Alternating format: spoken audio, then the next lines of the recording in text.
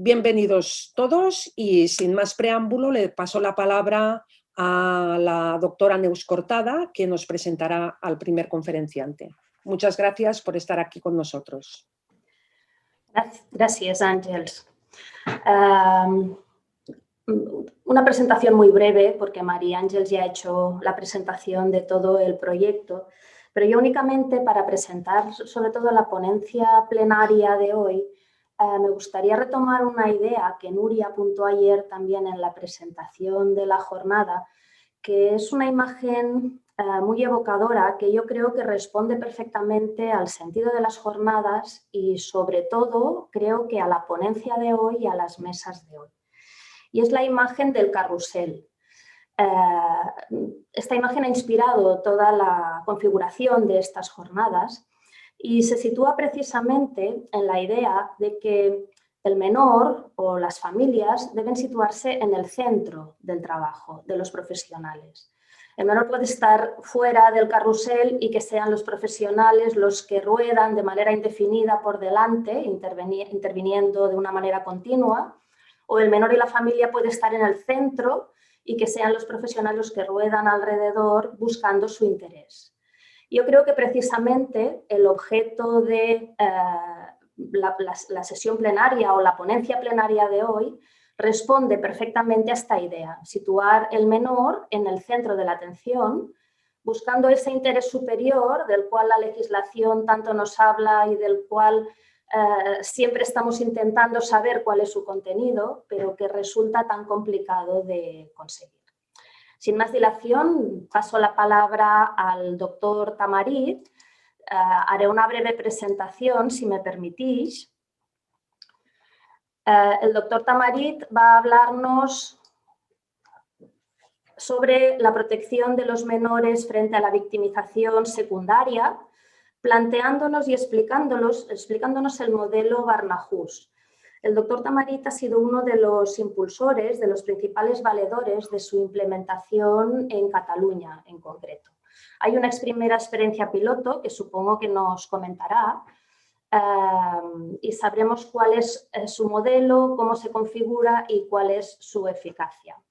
El doctor Josep Maria Tamarit Sumalla es doctor en Derecho por la Universidad de Barcelona. Desde 1999 es catedrático de Derecho Penal de la Universitat de Lleida y desde 2010 es catedrático de la Universitat Oberta de Cataluña y director del programa de Criminología. Su actividad de investigación se ha centrado especialmente en el sistema de sanciones penales, la victimología y la justicia restaurativa.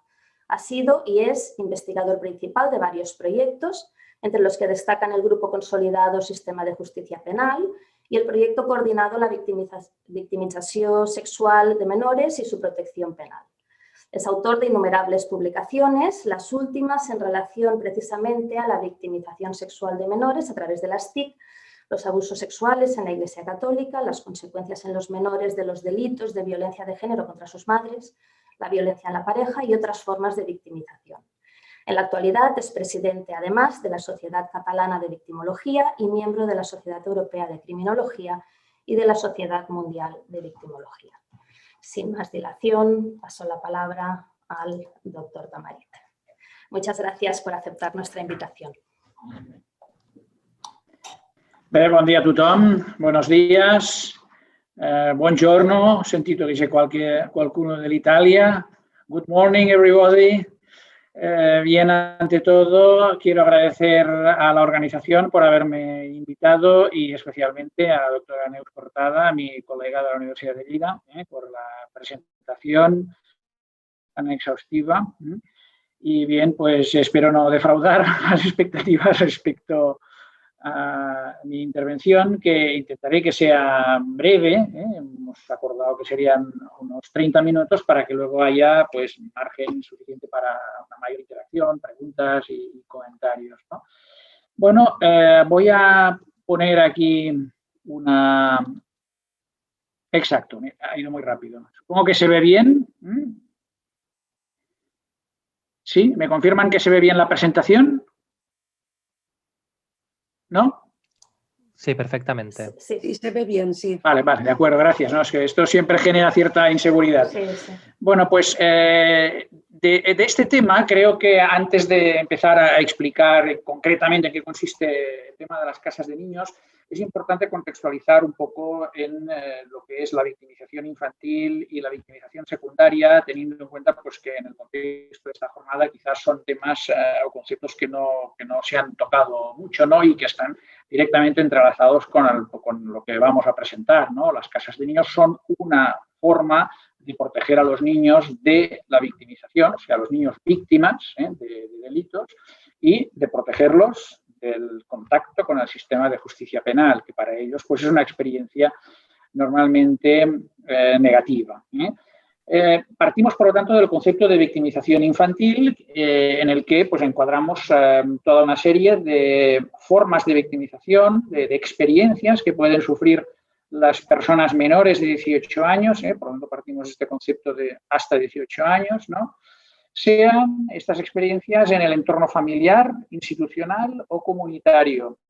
Las formas son muchas, van pues, desde la violencia física o psíquica, el abuso sexual, el acoso, o lo que se llama bullying o ciberbullying, sus diversas variantes, la exposición a la violencia parental, que es una forma indirecta de victimización, el abandono, la negligencia, la prostitución, la pornografía infantil, la explotación laboral, la exposición a violencia comunitaria, la sumisión a drogas o fármacos, y todavía nos dejaríamos alguna, ¿no?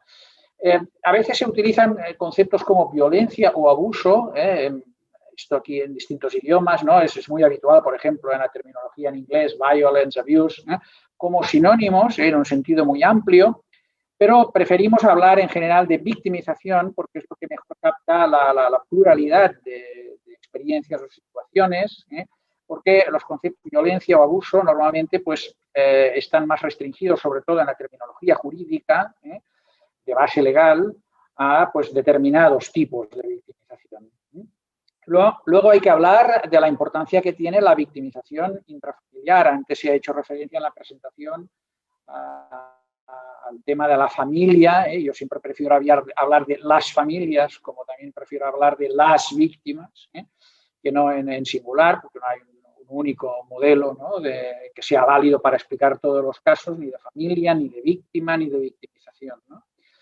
Bien, en cuanto a la victimización intrafamiliar, pues hay que decir que es en gran medida, todavía en la actualidad, una forma de victimización que es invisible. O sea, tradicionalmente pues hemos estado ciegos ante la victimización infantil y en general también ante la victimización intrafamiliar, y probablemente en ello tiene mucho que ver el mito de la familia feliz, o sea, esa expectativa que todos tenemos, ese deseo de que la familia sea un poco el remanso de paz y de reposo, aquel lugar, aquel oasis, ¿no?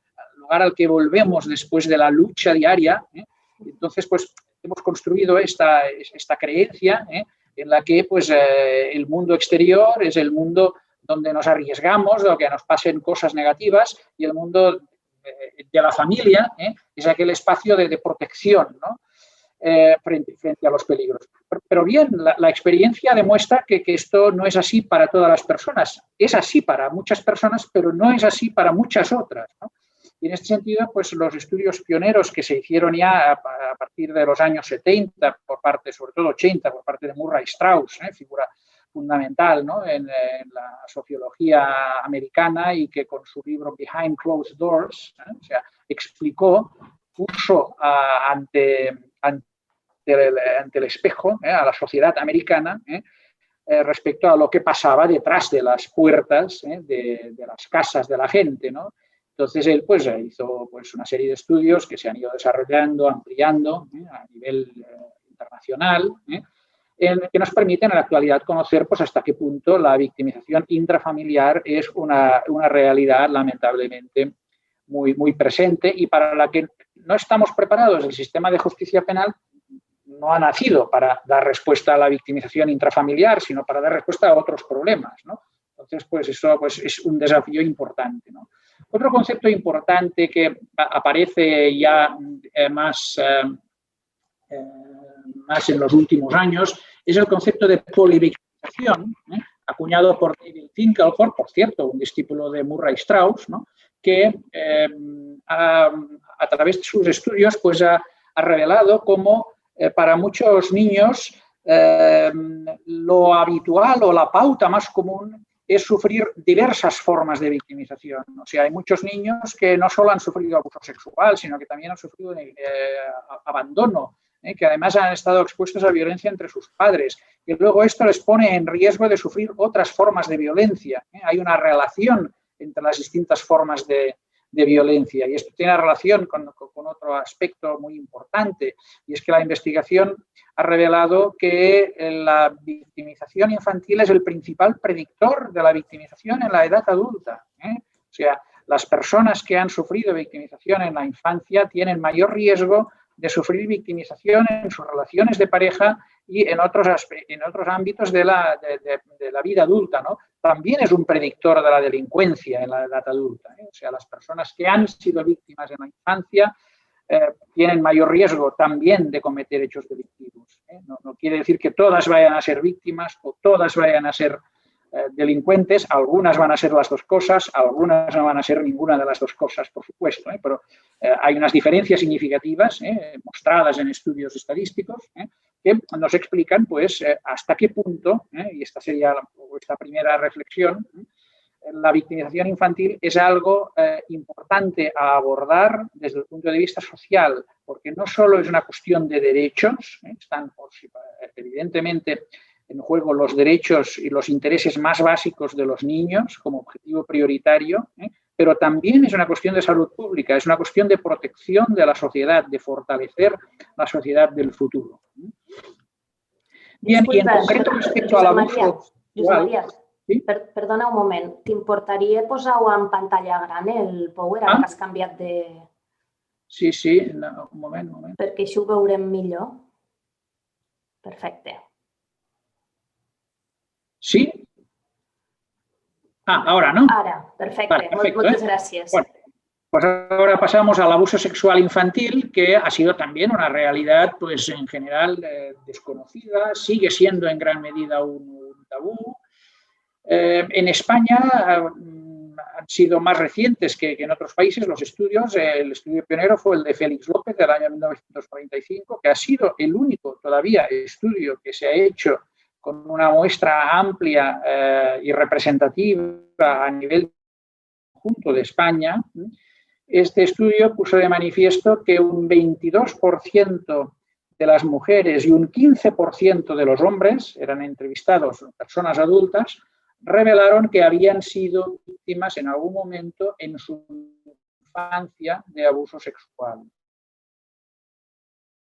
Estamos hablando, por lo tanto, existiría también, ¿no?, esta regla que ha sido puesta de manifiesto por diversos estudios, según la cual 1 de cada 5 personas adultas han sufrido abuso sexual en su infancia. Estamos hablando de una realidad cuantitativamente muy fuerte, ¿no? Hay otros estudios, por ejemplo, un estudio del año 2007 de Pereda y Forns, hecho en Cataluña, Universidad de Barcelona, aquí es uno de los partners o de los sponsors de este acto, ¿no?, que revelaron pues, cifras más o menos parecidas y bastante hombres y mujeres, ¿no? Este artículo de Noemí Pereda del año 2016, que recomiendo porque es un poco una compilación de otros estudios de cuáles son los efectos del abuso sexual infantil, y que tiene este título que es importante recordar, ¿no?, de 1 de cada 5. Otro fenómeno que hay que resaltar es la tasa de denuncia, que es muy baja. La mayoría de delitos, concretamente el abuso sexual infantil, no son denunciados, no llegan a conocimiento del sistema de justicia penal. Los diversos estudios realizados a nivel internacional sobre esta cuestión ponen de manifiesto que la tasa de casos de ningún estudio que muestre que es más del 10%.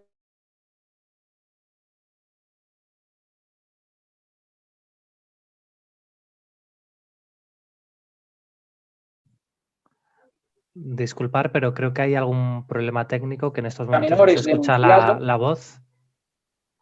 Sí. Sí, se ha entrecortado un rato. Hola. T'havíem perdut, Josep Maria, però ja està, ja et sentim ara. Vaya, bueno, me refería a las tasas de denuncia, que en general, pues la mayor parte de hechos de abuso sexual infantil no llegan a ser denunciados. Y me refería a esta cifra del último anuario del Ministerio del Interior en España, según el cual serían 7.250 los delitos sexuales contra menores denunciados, de los cuales algo más de 5.000 abusos y agresiones sexuales, que es de lo que sobre todo estamos hablando, con un 80% de niñas. Vemos aquí que, por lo tanto, hay mayor tendencia a revelar los hechos en que las víctimas son de sexo femenino. Esta es una cuestión también. O sea, hay barreras para la denuncia, pero las barreras para denunciar delitos sexuales son todavía mayores porcentualmente en el caso de víctimas masculinas, porque también hay un tema de que la victimización sexual masculina desafía el estereotipo respecto a qué es la victimización sexual. En la mayoría de casos, los abusadores y agresores de los hechos denunciados son desconocidos. Esto también representa una distorsión, porque sabemos que la mayor parte de casos tienen lugar en el entorno intrafamiliar, por lo tanto también hay unas mayores resistencias o barreras para denunciar los casos que tienen lugar en el interior de las familias. Y con esto les pongo aquí de manifiesto pues, cuáles serían los conceptos o las fases o los momentos clave a tener en cuenta. Esto tiene mucha relación con lo que luego veremos, ¿no? En los casos de victimización, sobre todo victimización sexual infantil, hay un primer momento crítico que es el momento del reconocimiento, del que a veces no somos conscientes. O sea, hay muchos casos en los cuales la víctima ni tan siquiera es consciente de que ha sufrido un abuso. No solo cuando es menor de edad, que es evidente que es así, a veces pues porque falta incluso pues, la capacidad de lenguaje como para poder comprender y explicar, ¿no? de qué se trata. Algunas víctimas nos han explicado en la investigación que ellas, pues, hasta que no oyeron hablar de la palabra abuso, no fueron capaces de entender de qué se trata. Por eso es tan importante que se hable del tema y que se hable del tema con las palabras adecuadas, porque la falta de lenguaje, la falta de palabras es una primera barrera para poder tomar conciencia del hecho, ¿no? Por lo tanto, primero, reconocimiento. En la vida adulta, a veces, esto es un hecho que cada vez se habla más, ¿no? Pues muchas veces pues son las personas cuando llegan a avanzada la edad adulta, 30 años, incluso 40 años, ¿no? Cuando toman conciencia, incluso cuando recuerdan, porque hay mucha represión de recuerdos, mucha amnesia disociativa, ¿no? Entonces, a veces cuesta que las víctimas se lleguen a dar cuenta, lleguen incluso a recordar lo que les sucedió, ¿no? Por lo tanto, hay un primer desafío que es el reconocimiento del hecho, o sea, el ser consciente de que alguien ha sufrido algo que es un abuso sexual. Luego hay otra fase, otro momento importante que es el de la detección. Hablamos de detección para referirnos a cuando el sistema educativo, sanitario, de justicia, es capaz de llegar a conocer que ha habido un caso de abuso. Sabemos que en muchos casos pues, los abusos no se llegan ni siquiera a detectar. O sea, quizás la víctima es consciente de que ha sufrido abuso, pero nadie más. O sea, no hay nadie que pueda hacer algo para ayudar a la víctima, para hacer aflorar el hecho, que lo haya detectado, ¿no? Aquí es importante todo lo que tiene que ver con estrategias orientadas a la detección. Luego está la comunicación o notificación, que todavía no es denuncia. O sea, cuando alguien detecta, por ejemplo, un maestro tiene sospechas, un médico tiene sospechas, ¿qué tiene que hacer? ¿A quién tiene que comunicarlo? Los protocolos, tema también muy discutido. Y finalmente llegamos al momento de la denuncia. La denuncia es aquel paso formal en el que se ponen los hechos en conocimiento del sistema de justicia penal, de un modo que permita luego activar el proceso penal. ¿De acuerdo? Por lo tanto, fíjense que antes de la denuncia pues hay una serie de pasos y una serie de barreras. Luego hablaremos de ellas. Desde el punto de vista legal, en el Código Penal español, los delitos sexuales son delitos semipúblicos. Me refiero a abuso y agresión sexual y acoso sexual. Por lo tanto, no pueden perseguirse de oficio por parte de un juez, sino que se requiere que haya un acto de presentación de denuncia. ¿Quién puede denunciar? Pueden denunciar los representantes legales en caso de víctimas menores de edad, pueden denunciar el Ministerio Fiscal o la víctima una vez haya llegado a la mayoría de edad. En este caso, pues hay una norma que se aprobó en el año 99, una reforma del Código Penal, que prevé que el plazo de prescripción del delito se inicia cuando la víctima ha alcanzado los 18 años. Ahora está en marcha un proceso de reforma que vamos a hablar si hay tiempo después posteriormente, ¿no? En el que se prevén alargar los plazos de prescripción precisamente, ¿no? Hay también una reforma relevante que destacar del año 2015 en la que se modificó la Ley Orgánica de Protección Jurídica del Menor del año 96, que en el artículo 13, en cuyo artículo 13 se añadió una obligación impuesta a toda persona que tenga noticia a través de cualquier fuente de información de un hecho que pudiera constituir un delito sexual, tendrá la obligación de ponerlo en conocimiento del Ministerio Fiscal. Por lo tanto, este es un elemento nuevo. Antes no era tan clara esta obligación, ¿no? Por lo tanto, a veces expresaban reticencias de que no había una obligación explícita, ¿no? Ahora es así, desde el año 2015. Por lo tanto, cualquier médico, cualquier maestro, cualquier profesional que tenga conocimiento de un hecho que sea un delito sexual, concretamente aquí hablamos de abuso sexual de menores, está obligado a ponerlo en conocimiento del fiscal y será el fiscal el que en su caso decidirá si interpone denuncia o no. Por lo tanto, ya no vale esa excusa que a veces se dice, bueno, claro, es que alguien tiene que denunciarlo, que tenga un interés más directo, que lo denuncien los padres. No, los padres, si quieren denunciarlo, muchas veces los padres pues están de alguna forma involucrados en el tema, o que lo denuncien otros. No, hay una obligación de ponerlo en conocimiento. Las barreras, lo que les decía, las barreras que tienen los niños víctimas respecto al sistema de justicia penal, ¿no? Es muy importante tomar conciencia de ellas, ¿no? Porque son de diversa naturaleza, ¿no? En primer lugar, hay las barreras intrapersonales que tienen que ver con aspectos que antes comentaba, ¿no? Como el tomar conciencia del hecho, ¿no? El vencer los miedos. Pero luego están las barreras interpersonales que tienen que ver sobre todo con el tejido de relaciones del menor con su entorno. En los casos de victimización intrafamiliar, pues está claro que hay muchas presiones sobre los menores. Puede haber casos en los que haya un abusador en el ámbito de la familia, pero que el resto de la familia apoye sin duda al menor. Pero hay muchos casos en que esto no es así. En muchos casos el abuso sexual está mezclado con otras cosas, con negligencia. Hay un problema de naturaleza sistémica respecto a la forma en que hay que entender en muchos casos los problemas de las familias y concretamente la victimización, ¿no? Por lo tanto, es muy habitual que los menores pues, tengan presiones explícitas o no para no denunciar, porque puede haber miembros de la familia que tendrían que protegerlos, los padres, y que en cambio no lo hacen porque prefieren proteger al abusador que proteger a la víctima, o porque tienen miedo, o porque están amenazados por un tirano doméstico. O sea, aquí hay una variedad de situaciones imaginables, pero en investigación nos hemos encontrado con muchos casos de víctimas que nos han relatado, siendo adultas, cómo no denunciaron los hechos pues porque tenían muchas presiones de su entorno, ¿no? Y luego están las barreras institucionales. Luego, una vez el menor pues, da el paso, o el adulto ya, cuando llega a la mayoría de edad, ¿no?, de denunciar el hecho, se va a encontrar con una serie de dificultades que tienen que ver con el funcionamiento anómalo o rutinario o inercial de un sistema de justicia que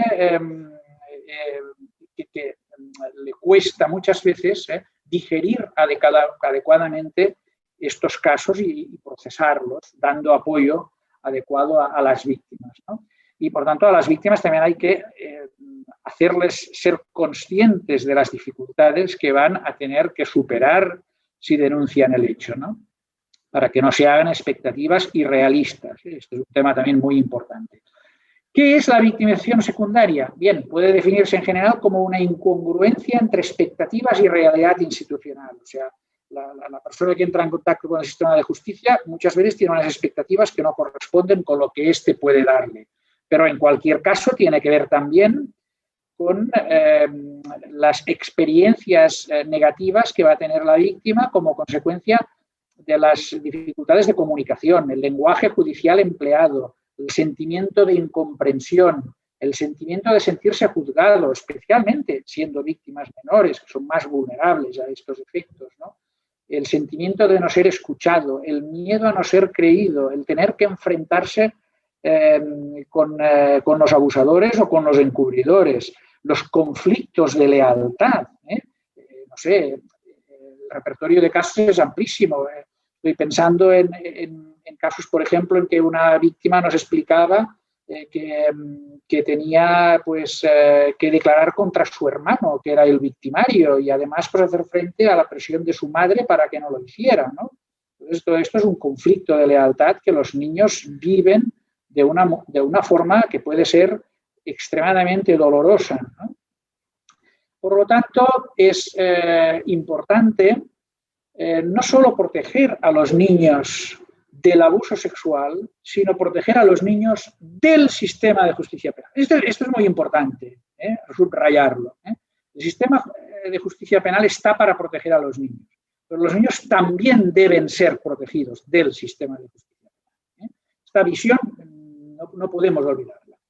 Para esto se han ido introduciendo reformas a nivel europeo, la directiva del año 2012, hay sentencias, y en España hay una ley que supuso un paso muy trascendente, la Ley del Estatuto de la Víctima, 4/2015, que estableció una serie de medidas de protección. Una primera y muy importante es la prueba anticipada.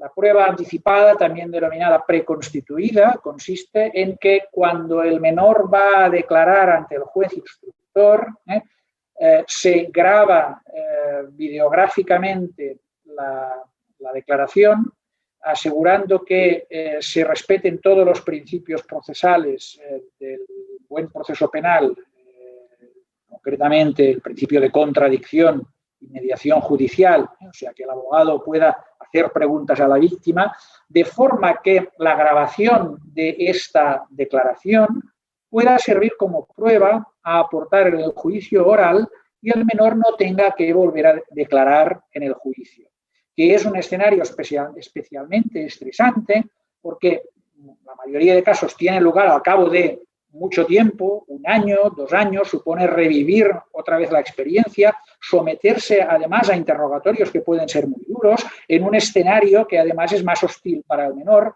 con los espacios, las togas, el lenguaje y todo lo que de avasallador tiene un juicio oral para un niño. Por lo tanto, el tema de la declaración mediante prueba anticipada, grabada, es fundamental. También el uso de las TIC para evitar la confrontación directa, sobre todo con el abusador o presunto abusador, la participación de expertos en la toma de declaración y la figura muy poco comentada y utilizada del defensor judicial. El fiscal puede promover que se nombre un defensor judicial del menor en los casos en que haya un conflicto de intereses por parte de sus representantes legales.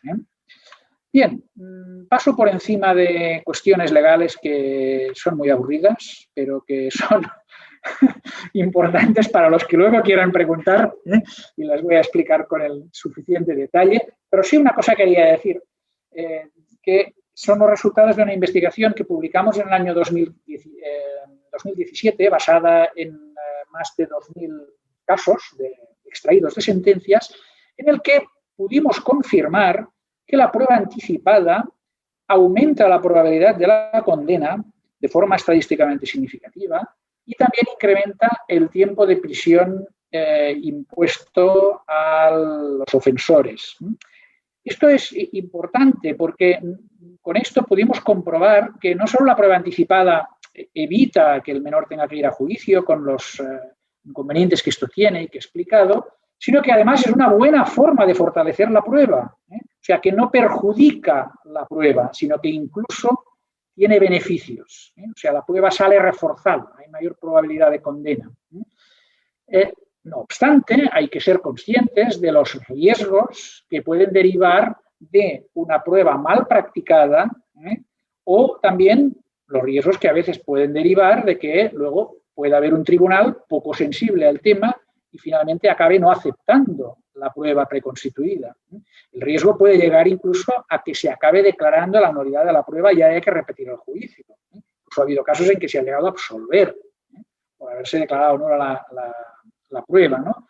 Bien, entonces estas son ya cuestiones más de tipo jurídico, que quizás aquí no interesa tanto comentar al detalle, pero que nos muestra también pues, la complejidad y la importancia de que las cosas se hagan de la mejor manera posible, y por lo tanto de especificar bien y explicar bien cuáles son las buenas prácticas. Bien, seguimos pasando por encima de las cuestiones más legales y ahora vamos ya a lo que es el tema del modelo Barnahus, ¿no? Me parecía importante este contexto previo. Los antecedentes del modelo están en los Children Advocacy Centers, que se desarrollaron en Estados Unidos a partir de los años 80. No sé si aquí se ve bien todo. Sí, exacto. No veía la parte de arriba. Hay un primer antecedente en Alabama y en la actualidad pues ya son casi 900 los centros que hay a lo largo de los Estados Unidos, coordinados en la National Children Alliance y también en un ente del Departamento de Justicia, pero de carácter colaborativo, en el sentido de que cada centro pues, tiene una autonomía de funcionamiento. ¿Cuáles eran las ideas fundamentales a las que respondió la creación de estos centros, ¿no? Ante todo, pues la creación de un espacio único, child-friendly, o sea, amigable para los niños, dotado de recursos apropiados, en el que hubiera equipos multidisciplinarios, con una fuerte base comunitaria. Esto quizás para nosotros pues, nos puede resultar un poco más lejano, ¿no? Para tratar a aquellos menores que han sufrido maltrato infantil o abuso en alguna de sus formas. En general, pues nacieron primero para abusos sexuales, pero luego se han ido extendiendo a otras formas de victimización infantil, y también para dar respuesta a las necesidades de apoyo que tienen familiares o cuidadores no infractores. La evaluación empírica de estos centros ha puesto de relieve resultados positivos en términos de mejoría de sintomatología clínica y subclínica por parte de los menores víctimas. También se ha mostrado que ha habido un incremento de revelaciones asociado a la intervención de estos centros y una mayor rapidez en la resolución de los casos judiciales. Por supuesto, es fundamental que estas experiencias sean evaluadas. El modelo Barnahus se desarrolla sobre la base de esta experiencia previa en los Estados Unidos. Hay que aclarar que lo de Barna no tiene que ver con Barcelona, porque como la experiencia en España pues, se ha empezado a trabajar en Barcelona, pues hay quien ha pensado que Barna se le ha puesto este nombre porque es Barcelona. No, es porque es niño en islandés, ¿no?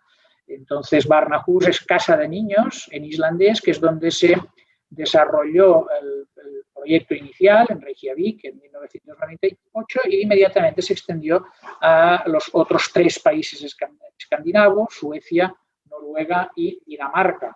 Pero en la actualidad hay una red Barnahus en la que participan 22 países que están desarrollando el proyecto, ¿no? Las bases fundacionales son las mismas que hemos visto antes respecto a los Estados Unidos, pero se incorporan algunos elementos, concretamente la declaración grabada del menor como prueba preconstituida. Esto que vemos que poco a poco se ha ido desarrollando también en España, incluso a nivel legislativo, pues en estos países ha sido también una pieza fundamental del modelo. Principios, pues hay el llamado One Door Principle, o sea que los niños entran solo por una puerta y no tienen que ir visitando dependencias judiciales, policiales, o sea, son los que tienen que ayudar al menor los que se desplazan a la casa de niños. El menor siempre va al mismo lugar porque es el entorno seguro que le ofrece confianza. Por lo tanto, esto ya espacialmente refleja este cambio de mentalidad, ¿no?, al que antes aludía Neus, ¿no?, la idea de poner al menor en el centro. La casa aspira a ser un lugar seguro para que el menor víctima o testigo reciba asistencia, apoyo, revele los hechos en un entorno en el que se excluya cualquier contacto con el presunto ofensor. O sea, no solo no va a ver al ofensor allí, sino que el menor sabe que aquella es su casa, que no es un sitio en el que vaya a poder encontrarse al ofensor o a personas que van a jugar en contra de sus intereses. Esta dimensión espacial es fundamental para los niños, ¿no? Otro principio básico es la colaboración entre instituciones. Sin esto, el modelo no puede funcionar, ¿no? Es necesario que Fiscalía, servicios sociales, policía, profesionales sanitarios colaboren, crean en el modelo, estén dispuestos a entenderse y a colaborar. En Cataluña, cuando se ha desarrollado este proyecto piloto, hay que decir que una parte fundamental que ha permitido el éxito inicial del mismo, todo el éxito hay que decirlo siempre provisionalmente, está en una fase de proyecto piloto, ¿no?, es precisamente pues, que ha habido una colaboración de 5 departamentos de la Generalitat, del Gobierno autónomo, y además pues, también ha habido una colaboración con Fiscalía y con la propia Administración de Justicia, ¿no? El lugar, el edificio, tiene que ser un edificio independiente, totalmente separado de un entorno policial o judicial, acondicionado, accesible, con áreas separadas, insonorizadas y privadas, que garanticen una confidencialidad. Es importante protocolizar los distintos pasos, por ejemplo, uno fundamental, cuál es la entrevista forense. La atención psicológica también es una pieza del modelo y la atención al entorno familiar del menor. En este modelo escandinavo pues, se suele distinguir la existencia de 4 salas, ¿no?, una forma de estructurar estos distintos espacios, ¿no? Por una parte, la investigación criminal, ¿no? Luego, el examen médico, la evaluación de las necesidades de protección y apoyo familiar y la evaluación psicológica y el tratamiento, ¿no? Todo ello tiene que tener lugar en la casa, O sea, la investigación criminal, la declaración anticipada, ¿no?, la prueba preconstituida se va a desarrollar en la casa. El juez, el fiscal o los dos, el abogado, el forense, todos los que tienen que participar en la declaración van a acudir a la casa para que ésta se vaya a llevar a cabo en el lugar adecuado. Hay unos estándares de calidad que han sido recogidos en el proyecto PROMISE, que les invito pues, a quien tenga más interés en conocer detalles, ¿no? Aquí hay una página web. Este PowerPoint lo puedo poner luego a disposición de todos, ¿no? Estos 10 principios que aquí les señalo, que no tenemos ahora tiempo de explicar, ¿no?, todos ellos, pues son los que de alguna forma serían las garantías de que el modelo funciona con los requisitos de calidad necesarios. O sea, no se trata de hacer una casa, se trata de construir un modelo con todo lo que este implica. Hay algunas adaptaciones necesarias por razones culturales, pero el modelo no se puede trocear, hay que adaptarlo en su conjunto, porque tiene un sentido global, ¿no?, una coherencia interna. Estos principios, pues, ¿cuáles son? Muy rápidamente, el interés superior del menor, por ejemplo, informar al menor. Esto es algo que, yo diría, permite diferenciar este modelo del de, por ejemplo, la instalación de cámaras Gesell. Esto ha sido algo muy habitual en países latinoamericanos y también en algunos lugares, En Cataluña existe también una cámara Gesell donde se hacen las declaraciones de los niños, ¿no? En la Ciudad de la Justicia. Pero ven, no hay un protocolo respecto a cómo hacer estas declaraciones. Por ejemplo, no hay una regla que aclare a los profesionales si se tiene que informar a los niños de quién está al otro lado del cristal unidireccional, ¿no? Entonces, pregunta a los profesionales, unos dicen, sí, hacemos, otros no. No hay un protocolo de base científica, elaborado sobre la base de un comité científico que hace una supervisión de los distintos procesos, ¿no? Y eso sí es lo propio del modelo Barnahus, ¿no? 2, marco formal multidisciplinario e interdepartamental, que ya he comentado esto, ¿no? Esto no quiere decir que el menor siempre vaya a estar ante varios profesionales, no. Es uno el que se encarga, en cada caso, de reunirse con el menor, de preguntarle, pero luego hay un seguimiento del caso por parte de todo el equipo, un seguimiento continuo. Incluir a todos los niños y niñas sin discriminación, entorno amigable, esto ya lo hemos comentado un poco, la gestión del caso, seguimiento continuo, entrevista forense basada en evidencia, hay un protocolo que se sigue normalmente en todas las casas, ¿no? Está avalado por evaluación. El examen médico, los servicios terapéuticos, la formación continuada y desarrollo de competencias y la prevención basada en compartir información, sensibilizar y construir competencia externa. O sea, las casas no solo se tienen que ocupar de los niños que van allí, que ya, en casos en que ya ha habido una detección, sino que deben estar en contacto permanente con las distintas agencias del sistema, por ejemplo, educativo. No hemos hablado aquí del sistema educativo, es una pieza clave. Normalmente es la que más cuesta, tengo que decir, de incorporar o de relacionar. Es muy importante de cara a hacer prevención.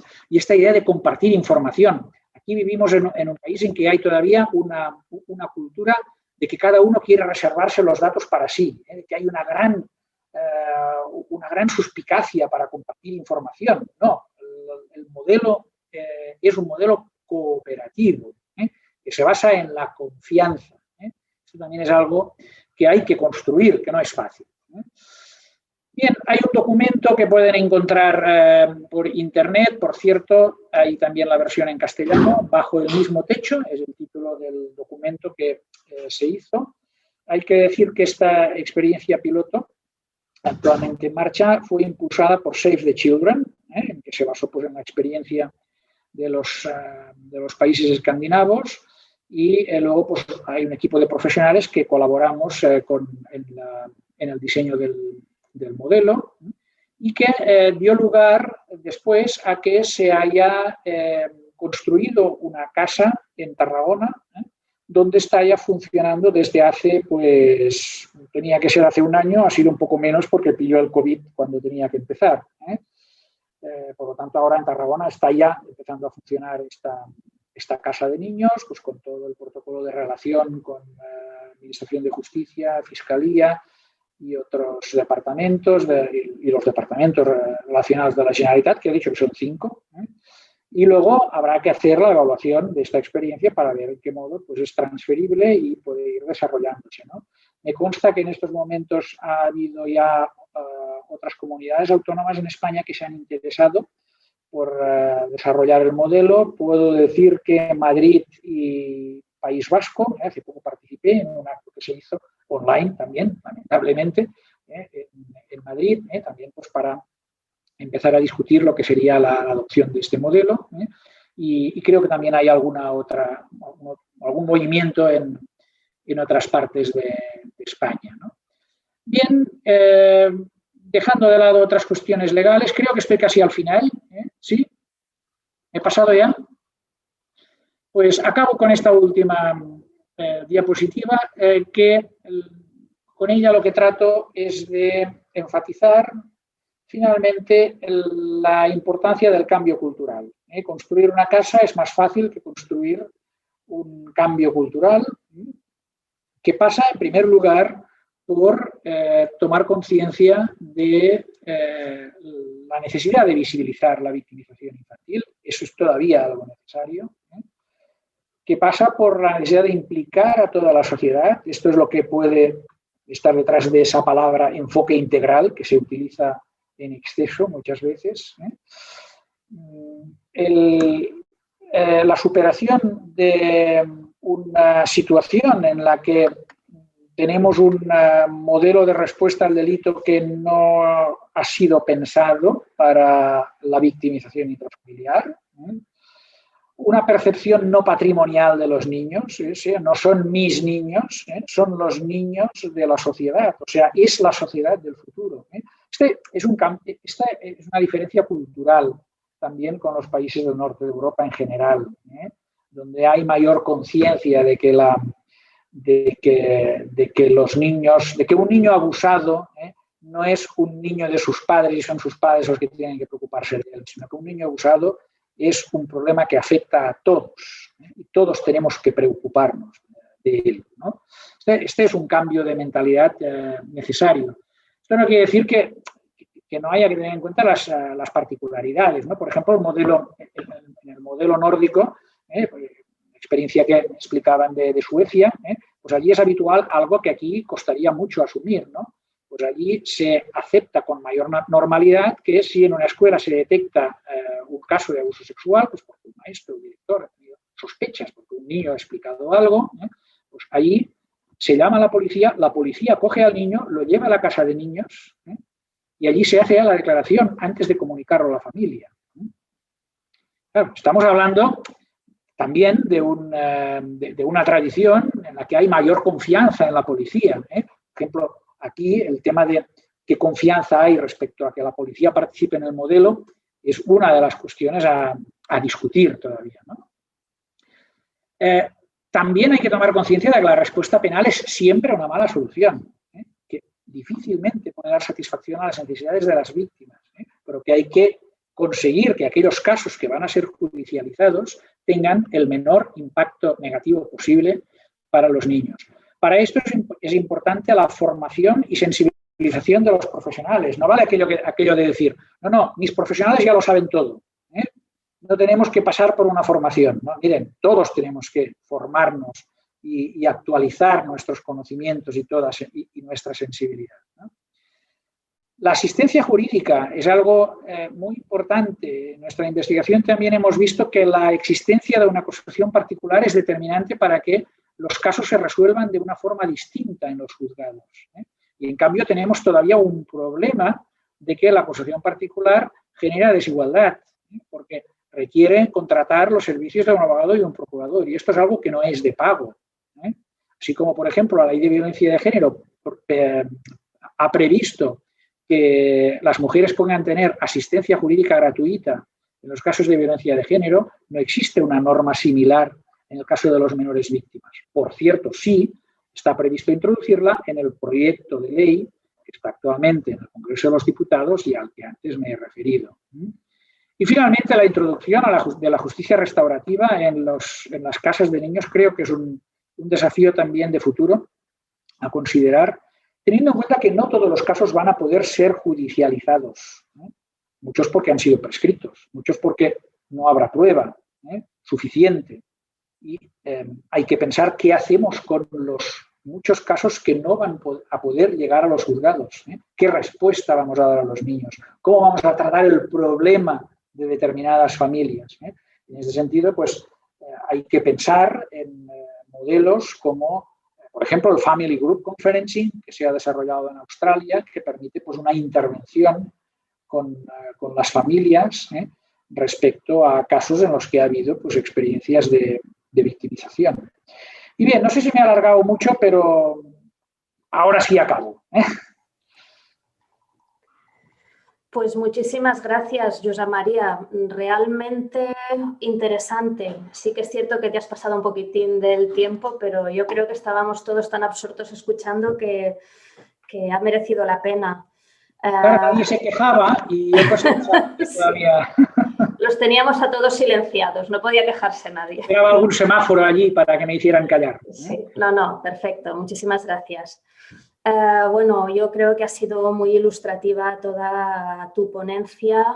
Yo creo que he respondido perfectamente a lo que estábamos buscando. De hecho, hay muchas intervenciones ya para plantearte algunas cuestiones. Yo simplemente manifestar que estoy casi terriblemente abrumada por todo lo que nos ha explicado, por el trabajo que tenemos por delante para adaptar todo el sistema, sobre todo el sistema judicial, a los intereses de los niños y los adolescentes, sobre todo porque en supuestos de victimización sexual o de abuso sexual o de delitos sexuales y sobre todo intrafamiliares hay que pasar necesariamente por el sistema de justicia, con lo cual falta, creo que todavía, ya sé que estáis trabajando, muchos de los expertos en este tema estáis trabajando en ello, pero creo que queda mucho trabajo pendiente.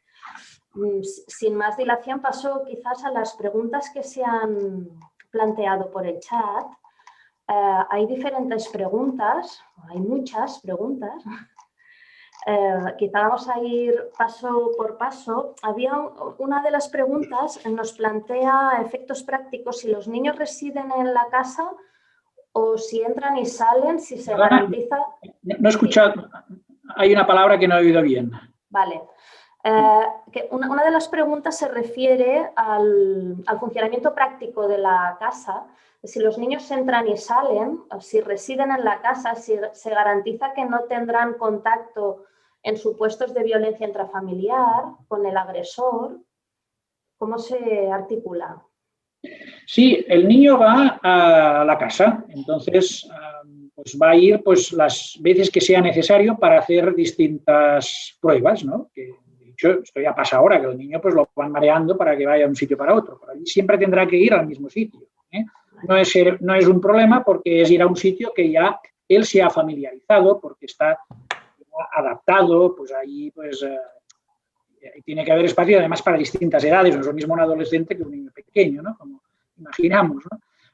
El espacio para un niño pequeño no es el mismo que para un espacio de un adolescente. Entonces, bueno, el niño va allí y allí se hacen pues, las declaraciones las que toquen. Un día va a ir para ver al médico, para hacer una exploración médica, otro día va a ir pues, para hablar con el psicólogo y otro día va a ir a hacer la declaración preconstituida, ¿no? El día que tenga que presentarse el juez, fiscal, etcétera. Pero ahí nunca va a estar el abusador. O sea, el abusador, cuando tenga que ser llamado a declarar, será llamado al juzgado. Esta es la gracia del modelo. No sé si esta es la pregunta. Sí. Bueno, si alguien quiere profundizar en las preguntas, no hay problema, se puede escribir en el chat igualmente. A raíz también de lo que comentabas de que el abusador va a ir a declarar al juzgado, también hay algunos asistentes que plantean la pregunta de nunca hay relación ni siquiera detrás del espejo unidireccional que comentabas con el abusador, es decir, el niño puede tener conciencia de que detrás, cuando él realiza la declaración, está el abusador. No, o sea, en el modelo Barnahus, no. O sea, el niño está en la casa y el abusador no está allí, porque es que además son distintos momentos. El problema que tiene el juicio oral, precisamente, es que ahí sí que se concentran todas las pruebas y allí sí que inevitablemente el abusador tiene que estar allí también, porque le están juzgando. Obviamente, él es el principal protagonista en el juicio oral. El abusador, presunto abusador, va a estar en el juicio oral. Entonces, por eso de lo que se trata de evitar, es que el menor tenga que ir al juicio y de ahí la prueba preconstituida. El menor no tendrá que ir al juicio. Claro, esto no garantiza que nunca vaya a ir, porque incluso con la reforma de la ley que ahora está en marcha, que se prevé que hasta los 14 años, esto no he explicado el detalle, ¿no? Que hasta los 14 años la regla general va a ser que el menor siempre va a declarar en prueba constituida y no ir a juicio. Incluso en estos casos puede ser que finalmente el menor tenga que ir, porque el tribunal siempre tiene que tener la capacidad de decir al final que por alguna razón, para garantizar el derecho de defensa del acusado, el menor tenga que ser llamado a declarar, ¿no? Bien, en este caso, en el caso en que el menor tenga que declarar a juicio, entonces también existe una posibilidad que se aplica en algunos países, y esto ya no es solo modelo Barnahus, por ejemplo, esto lo vi en el Reino Unido, en que la víctima declara desde otro lugar. Declara, por ejemplo, en la casa, con un circuito cerrado de televisión, como estamos haciendo aquí ahora nosotros.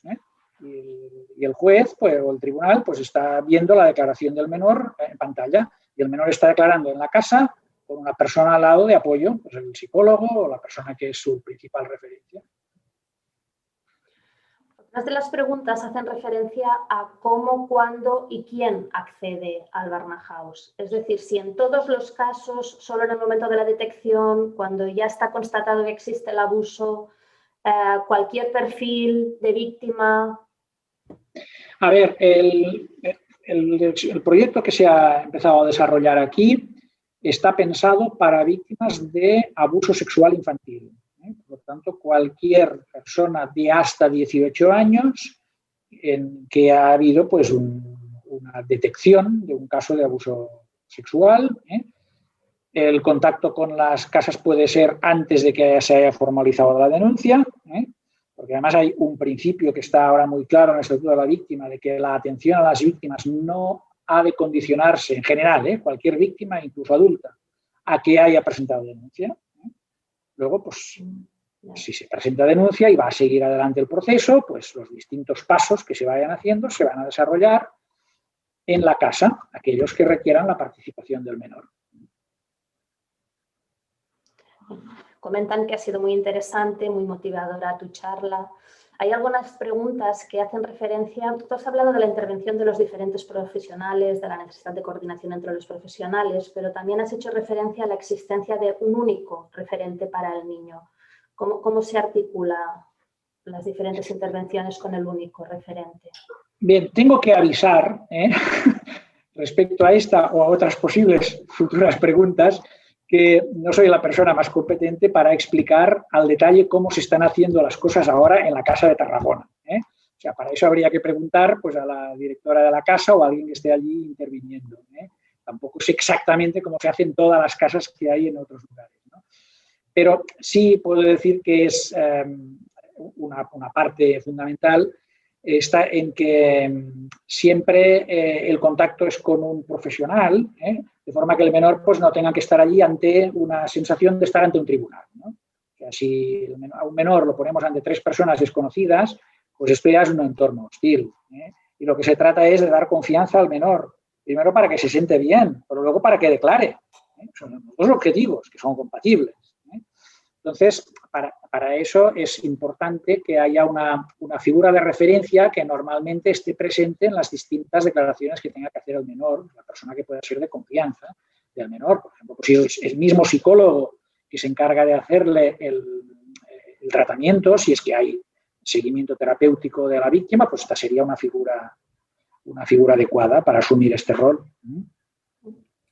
Cambiando un poco de plano, también hay alguna pregunta que se refiere a cómo has percibido que la victimización a corto o largo plazo o cómo la pandemia ha incidido en la victimización a corto y largo plazo y cómo también en realidad en este modelo, en la implementación del modelo, pero en más general en la victimización de, sobre todo, de los niños. A ver, no sé, al final de todo quizás hay algo que no he escuchado, pero que creo que he captado bien el sentido de la pregunta, si no me volvería a decir. A ver, a largo plazo es difícil decir porque estamos hablando de algo que empezó hace un año justo, ¿no? Pero sí que se ha detectado que ha habido un incremento de la victimización infantil, también otras formas de victimización, pareja, etcétera, pero bueno, aquí hablamos sobre todo de infantil, ¿no? Como consecuencia de las condiciones del confinamiento. Nosotros incluso hicimos un estudio, ahora, bueno, pronto hará un año, ¿no?, en que comparamos cómo había aumentado las condiciones de estrés y también la victimización, en ese caso eran parejas, en distintos países, y vimos que en los países con un régimen de confinamiento más duro pues había aumentado más que en los países con un régimen más blando, ¿no? Son estudios que hay que irlos replicando y seguir porque, bueno, son muy iniciales. Pero bueno, ya empiezan a haber evidencias, de que está claro, o sea, las distintas formas de victimización en el ámbito familiar, tanto contra niños como en el ámbito de la pareja, como otras, pues tienen que ver en gran parte pues, por las condiciones de estrés y de tensión que se producen en la dinámica de las relaciones de familia, ¿no? Entonces, pues, si hay familias con una conflictividad y, por lo tanto, con unas dinámicas que suponen un riesgo de victimización, si a eso le añadimos un mayor contacto, un mayor estrés que puede estar motivado pues, por condiciones económicas también relacionadas con las consecuencias de la epidemia. Si a ello le añadimos que los niños pierden la capacidad de contactar con personas de fuera, o al menos se reducen, porque claro, tienen internet, pero no es lo mismo. Cuando los menores van a la escuela, pues allí hay personas a las que pueden acudir, pueden revelar. Claro, estos meses en que los niños estuvieron solos, que ahora ya nos hemos dado cuenta de que eso fue una barbaridad como una casa, tener las escuelas cerradas durante 3 meses con los niños en casa, muchas razones. Pero bueno, ahí nos encontramos que con un periodo de tiempo bastante largo, pensando en niños, 3 meses es mucho, pues no tuvieron la oportunidad de salir de casa para explicar si les estaba pasando algo, ¿no? De hecho, hay indicios, por ejemplo, una entidad que no sé si conocen, aquí seguro que hay alguien que lo conoce, pues porque es dedicada a este tema de niños, ¿no? Que es ANAR, una entidad que tiene su sede principal en Madrid, ¿no? Y que tiene un teléfono y un chat para niños. Bien, pues se detectó al cabo de poco tiempo ya del inicio del primer confinamiento, el duro, que se había triplicado el número de peticiones de ayuda por parte de niños y adolescentes a través del chat de esta organización.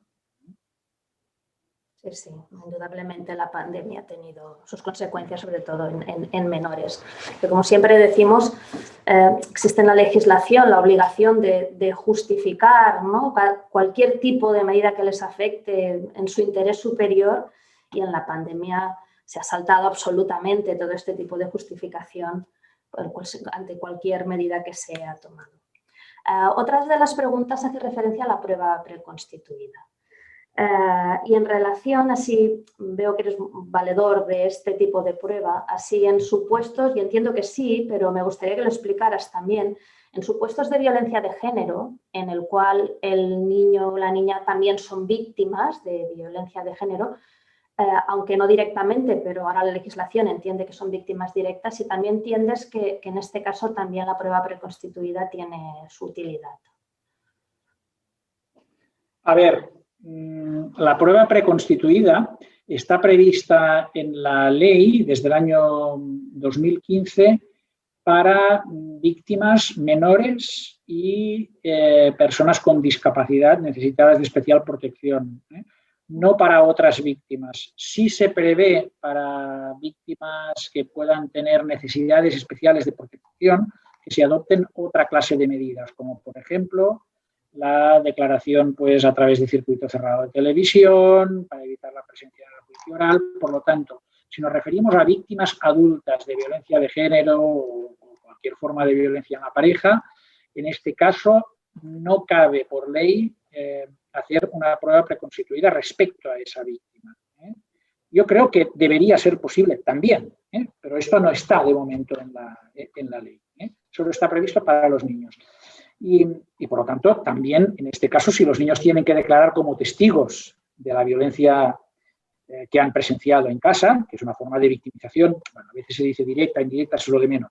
Se dice directa para resaltar que es una forma de victimización. Igual, es una forma de victimización la exposición a violencia parental. O sea, daña directamente a los niños. Esto está claro.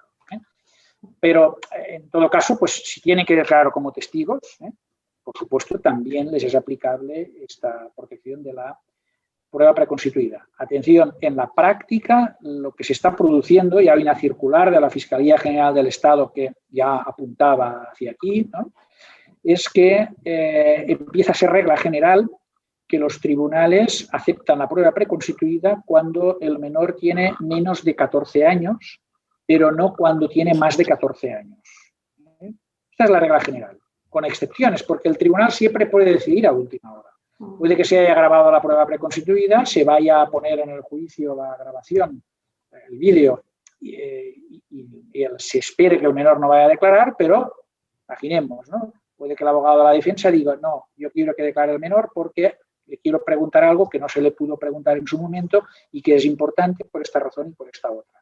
El tribunal va a valorar esto y si realmente ve que eso es una parte esencial de la prueba, pues en este caso el tribunal puede decir sí, pues tendremos que llamar otra vez al niño que declare en el juicio oral.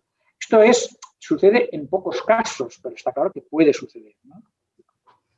¿Y la reforma de la que nos hablabas va en el sentido de incentivar este tipo de...? Sí, la principal reforma la principal modificación de la ley es que esta regla general que se ha ido imponiendo a la práctica, y que estaba solo escrita en una circular de la Fiscalía General, las sentencias, ¿no?, pasa a estar en la ley. Y se dice, hasta los 14 años se hará de forma, como regla general, la prueba preconstituida y el menor no va a declarar en el juicio, salvo que el tribunal considere, lo pone como muy excepcional. Vale. Bien, hay quien considera que tendría que haber una regla que también invitara más al tribunal a hacerlo en los casos de menores de más de 14 años. Claro. Esto es un punto que quizás todavía puede estar en discusión y no sé cómo va a quedar el proyecto. Está en tramitación parlamentaria. Por otra parte, otra de las preguntas nos habla de los plazos entre la denuncia y la vista. En tema de menores siempre son demasiado largos. ¿Hay alguna propuesta o con este modelo se acortan? Bien, esto está claro que no depende de que se haya puesto una casa de niños, ¿no? Lo que sí puedo decir es que hay estudios hechos en otros países que muestran que se han reducido los tiempos. Pero claro, esto depende en gran medida de las dinámicas de la Administración de Justicia. Actualmente la situación es tremendamente decepcionante y preocupante a nivel general en todo tipo de procesos. Aquí se van haciendo reformas en las que se inventan juicios rápidos, juicios rapidísimos, etcétera, pero todo esto no cambia la regla general, que es que la mayor parte de procesos son muy largos. La media de un proceso penal actualmente por abusos sexuales es de 2 años. Esto es una barbaridad, porque son procesos que no son en general de una gran complejidad de prueba. No estamos hablando de grandes delitos económicos en los que hay que reunir. Estamos hablando de casos en los cuales la prueba no es, en principio, algo difícil. O sea, es un drama. O sea, 2 años para un niño es mucho tiempo.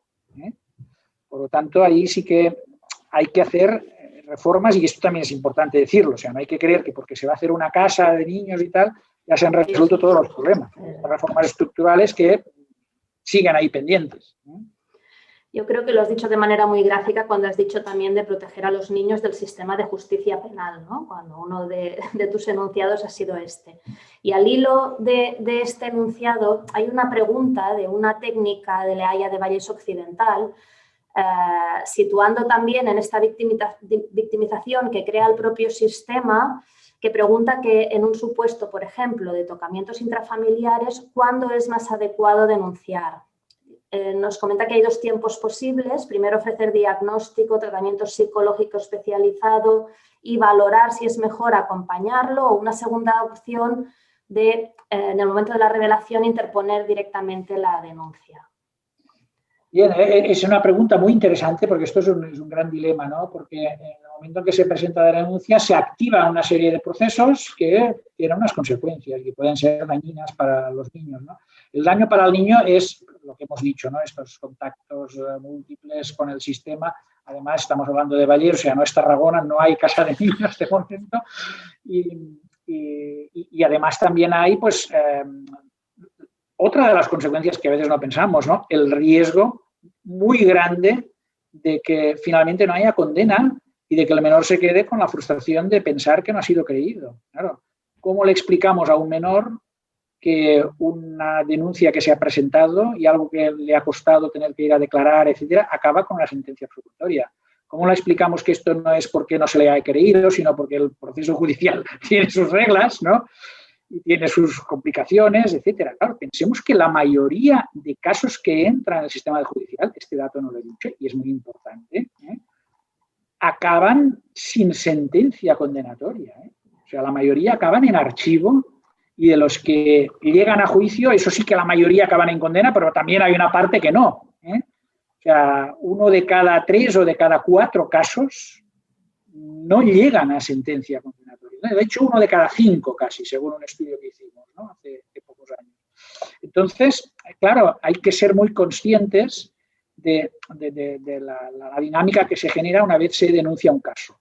Entonces, aquí yo diría 2 cosas. Primero, el profesional tiene obligación de comunicar a la Fiscalía. Esto no puede no hacerlo porque la ley lo dice. O sea, al fiscal hay que comunicarlo. Eso no es todavía una denuncia.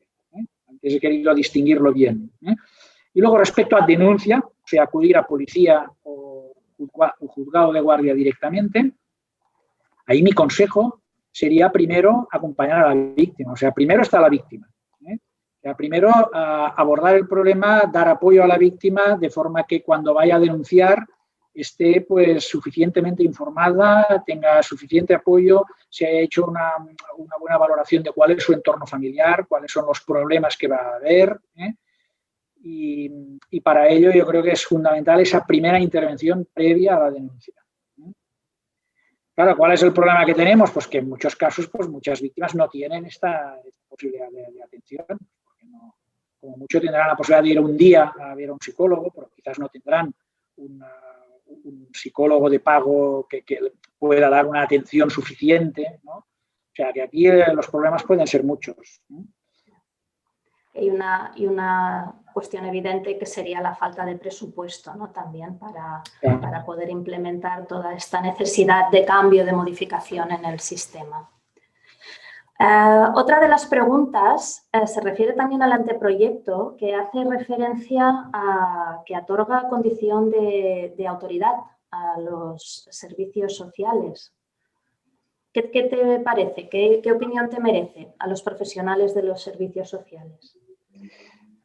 No me quisiera equivocar, pero creo que se refiere al mismo proyecto de ley que comentaba, o sea, es un proyecto de ley que entró en junio de 2020 en el Congreso de los Diputados, está todavía en tramitación en el Congreso, y que creo que lo que hace es extender una protección que en su día se extendió a maestros y médicos, a los efectos de considerar delito de atentado.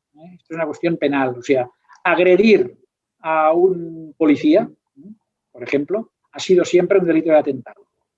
Pero no estaba claro que lo fuera si se agredía a un médico o a un maestro. Claro, estas cosas antes casi no pasaban, pero bueno, pues sabemos que estas cosas pues o ahora pasan más o ahora se detectan más, ¿no?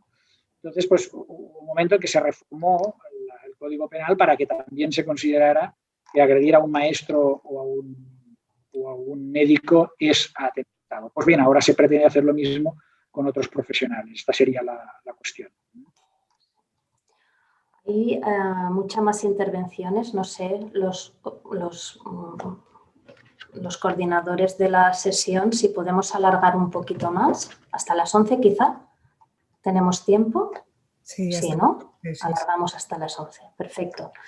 Hay más intervenciones. Algunas hacen referencia también a que hablabas de que no existe un protocolo para la toma de declaración en la actualidad de los menores. Hacían referencia a que sí existe un protocolo, lo nombraban con unas siglas, pero la verdad es que yo desconozco lo que comentaban.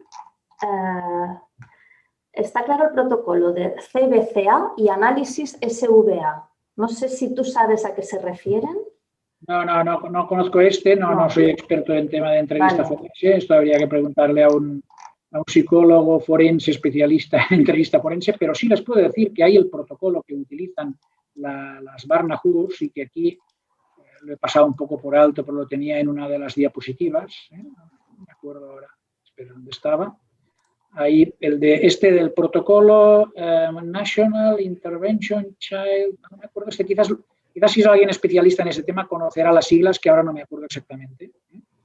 Es un tema interesante porque cada vez se está potenciando más, ¿no? A raíz también de las observaciones del Comité de Naciones Unidas sobre la necesidad de informar y de tomar en consideración las opiniones de los menores. Sí, pues este protocolo, que ya digo, no sé si alguien conoce, con las siglas NICHHD, si lo ponen en internet, van a ver que esto corresponde a una entidad dedicada a algo de salud, Health es Salud, no recuerdo ahora qué más, y que es un protocolo que tiene pues, evidencia científica detrás, ¿no? Que ha sido probado y evaluado, y es el que se sigue en las casas de niños en los países escandinavos, y es el que recomienda ProMais. Por lo tanto, yo entiendo que es lo que se está aplicando actualmente en Tarragona. Vale. Cuando existe la prueba preconstituida, si luego hay un cambio de opinión del menor porque está conviviendo o está en un entorno intrafamiliar que sufre presiones, ¿qué consecuencias puede tener ese cambio de opinión? Bien, estas cosas pueden pasar. Entonces, claro, hay que ver si este cambio de opinión en qué se refleja. O sea, si ya se ha hecho la prueba preconstituida, se ha grabado, y esta grabación va a juicio, al menor no se le va a volver a llamar, en principio, como regla general. Por lo tanto, ahí no habrá ocasión para que haya ese cambio. Este es uno de los motivos por los que se trata de evitar, porque claro, la prueba preconstituida se hace en el primer momento. El niño va a la casa, se le hace el reconocimiento médico, habla con el psicólogo, se hace la prueba preconstituida y el niño ya se olvida del tema. Si va allí es porque tiene que hacer terapia, por otras cosas, porque ya no tienen que ver. Entonces, claro, ya se evita pues que si es llamado a declarar al cabo de 1 año, 2 años, 3 años, pues claro, durante ese tiempo pueden haber pasado muchas cosas, ¿no? Hay que aprovechar ese primer momento en que el menor, si ha denunciado o ha revelado el hecho, es porque está dispuesto a explicarlo, ¿no? Hay mayores garantías de que explique allí la verdad, ¿no? Que no al cabo de un tiempo donde puede pasar esto que preguntas, ¿no? Claro, si luego es llamado a declarar ante juicio, pues bueno, hay esta posibilidad. Está claro.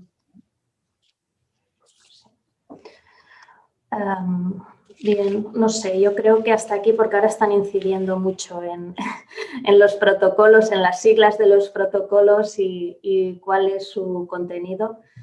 Y yo creo que, Josep María, si quieres añadir alguna cosa, si te has dejado alguna cosa que tú crees que puede ser relevante para añadir, y yo, si no, aquí ya no usaría más de tu tiempo. Creo que es muy interesante, creo, como digo, que tenemos mucho trabajo por delante. Y de todos modos también es un problema que yo creo que por mucho que haya una estructura mucho más amable con el menor para estos temas, el hecho de que la violencia sea intrafamiliar siempre va a ser un elemento perturbador para todo el proceso, porque en realidad el niño donde tiene que ser, sí que no partimos de la idea de la familia feliz, seguramente, ¿no?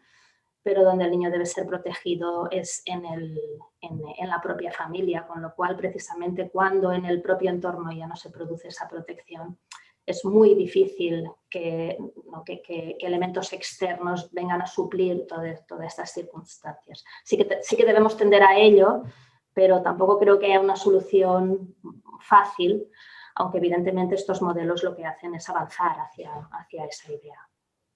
No está claro que fácil no es, porque el menor luego tiene que regresar a su medio. Por eso. Y además, lo que no podemos pensar es que la solución tenga que ser siempre, en todos los casos, apartar al menor de su familia. Habrá casos en los que no quedará más remedio, obviamente, ¿no? Pero habrá otros en los que quizás lo sensato será pues, trabajar en la familia, porque en algún momento el menor deberá seguir teniendo relación con esa familia y quizás es una familia con la que se puede trabajar, ¿no? Por eso es muy importante que la intervención no se focalice solo en lo que son los actores que intervienen en un proceso penal, ¿no? Y que hay esta intervención con las familias. Y sí, solo acabaría con una cosa, y es que invertir en temas de protección de los menores es invertir en futuro, ¿eh? O sea, podemos pensar, bueno, esto es muy costoso, pero claro, si pensamos en lo que he dicho antes, ¿no? La victimización infantil es un predictor de que haya victimización y delincuencia en el futuro, ¿no? Bien, pues estamos ahorrando cosas, estamos ahorrando sufrimiento y estamos ahorrando costes, ¿eh? De tener que hacer frente a este sufrimiento en el futuro. Es problema de convencer al legislador, ¿no? o a los políticos para que inviertan en este tema, que en realidad, como es un colectivo que no vota, ¿verdad? Quizá a veces queda un poco apartado. El principio de prioridad... No se queja. Exacto, sí, sí. El principio de prioridad presupuestaria existe en tema de menores, pero nunca se ve reflejado, porque incluso las mismas leyes, ¿no? La Ley de Protección de los Menores, por ejemplo, termina diciendo esta ley no supondrá ningún tipo de incremento presupuestario, con lo cual dices, pues ya me lo has dicho todo, ¿verdad? Esto pasó con la Ley del Estatuto de la Víctima, que antes también he citado en 2015, acaba del mismo modo. Sí, sí. Pues muy bien, muchísimas gracias. Muchísimas gracias, Josep María, por tu ponencia, por responder a todas las cuestiones que se te han planteado y muchísimas gracias también a todos los que han asistido y a todos los que habéis participado. Hacemos ahora, ¿verdad?, una pequeña pausa de una media hora y después continuamos con las mesas redondas. Muchísimas gracias a todos. Adiós. Adiós. Adiós.